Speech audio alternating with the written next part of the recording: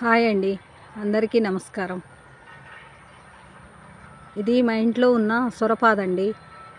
పెట్టి కూడా ఈ మధ్య ఒక 45 డేస్ 50 డేస్ అయిందండి.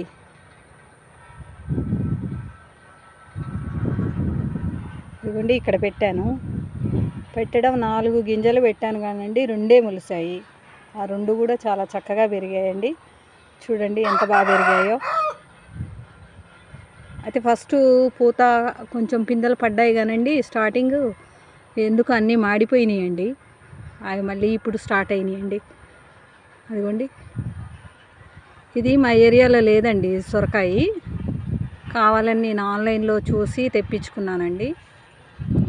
తెప్పించుకుంటే ఇదొక్కటి బాగా మొలిసిందండి, చక్కగా వచ్చింది. ఇదిగోండి, తీగ కూడా చాలా తక్కువే వచ్చిందండి. దీనికోసం మొత్తం అదిగోండి కొబ్బరి తాళ్లతోని మొత్తం పందిర్లు అల్లేసానండి. నాకు గార్డెనింగ్ చేయడం అంటే చాలా ఇష్టం అండి. ఏదైనా నేను చేసుకుంటానండి. మేము తినడమే కాదండి, ఆ టైంకి ఎవరన్నా వస్తే ఉన్నా కూడా ఇచ్చేస్తూ ఉంటానండి కాయలు. మేము కష్టపడ్డాం కదా, ఎందుకు ఇవ్వాలి అన్న ఆలోచన నాకు ఉండదండి. చూసారా ఫ్రెండ్స్ ఎలా ఉన్నాయో. ఇవి ఎంత పెద్దవి అవుతాయో ఎప్పుడు కొయ్యాలో కూడా తెలియదండి. కాకపోతే ఒక 4-5 డేస్ అయిందండి ఇవి వచ్చేసి కాయలు. ఇక కొయ్యొచ్చేమో అనుకుంటున్నాను.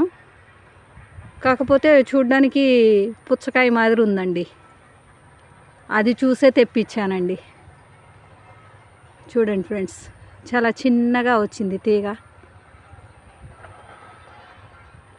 చూసారండి, ఇప్పుడే చలి స్టార్ట్ అయ్యాక కొంచెం మంచిగా వస్తున్నాయండి పూతలు పిందెలు. ఓకే అండి, ఇవి మొత్తం నేనే తయారు చేసుకున్నానండి. అంటే పందిర్లు ఇవి నించోబెట్టడం, కర్రలు కట్టడం మా సార్ చేశారండి.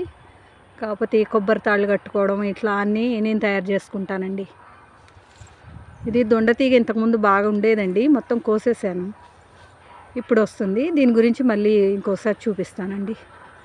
చూడండి, ఇది మొత్తం సొరతీగ అండి. ఇప్పుడే స్టార్ట్ అవుతుంది మంచిగా.